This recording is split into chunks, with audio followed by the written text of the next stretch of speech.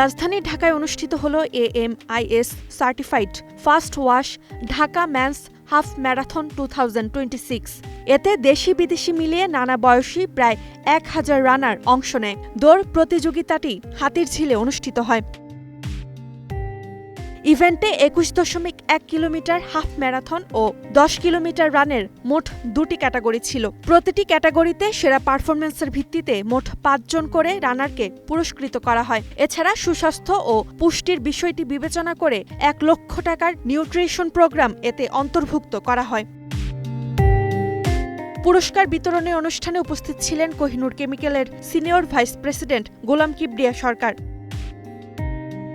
এই আয়োজনের মধ্য দিয়ে রাজধানীতে সম্পন্ন হল একটি সুশৃঙ্খল, মানসম্মত ও আন্তর্জাতিক স্বীকৃত দৌড় প্রতিযোগিতা।